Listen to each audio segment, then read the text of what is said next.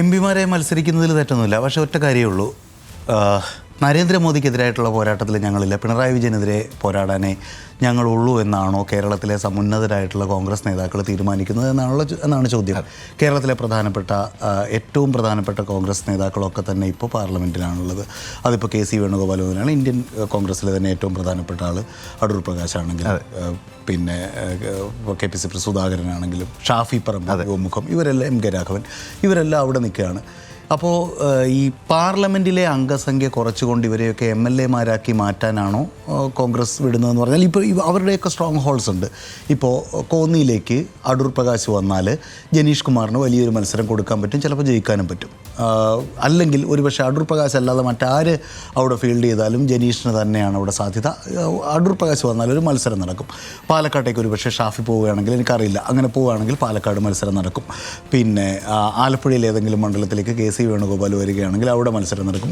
അതാത് മണ്ഡലങ്ങളിലൊക്കെ മത്സരം നടക്കും. പിന്നെ സുധാകരൻ്റെ കാര്യം പറയാതെ പോകാൻ പറ്റത്തില്ല. വന്നില്ലെങ്കിൽ പണ്ട് വാർത്താ സമ്മേളനത്തിൽ പറഞ്ഞ പോലത്തെ വാക്കുകളൊക്കെ ചിലപ്പോൾ അദ്ദേഹം വിളിച്ച് പറഞ്ഞേക്കും. ആ അവസ്ഥയിലാണ്. ഞാൻ മത്സരിക്കും 110% മത്സരിക്കുമെന്ന് 3 പ്രാവശ്യം പറഞ്ഞു. അതിന് പിറ്റേ ദിവസം അങ്ങനെ സ്വന്തമായിട്ട് സ്ഥാനാർത്ഥിത്വം പ്രഖ്യാപിക്കേണ്ട നേതൃത്വത്തിന് ശാസിക്കേണ്ടി വരുമെന്ന് പിന്നെ സണ്ണി ജോസഫും വി ഡി സതീശനും പറയുന്നു.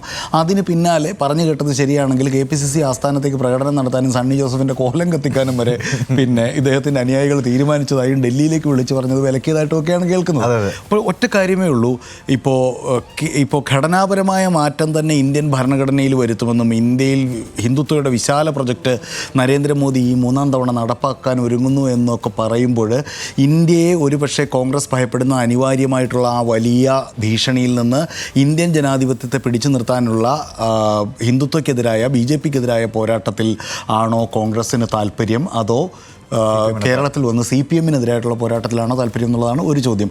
അതിലും അവർക്ക് ആത്മാർത്ഥത കുറവുണ്ട് എന്ന് എനിക്ക് പറയാൻ കാര്യം, പിന്നെ രാജസ്ഥാനിലുണ്ടായിരുന്ന ഷുവറായിട്ടുള്ള ഒരു രാജ്യസഭാ സീറ്റ് വെറുതെ കളഞ്ഞിട്ടാണ് കേരളത്തിൽ വന്നിട്ട് മത്സരിച്ചിട്ട് കെ.സി. വേണുഗോപാൽ ഇപ്പോൾ പോയി ഡൽഹിയിലിരിക്കുന്നത്.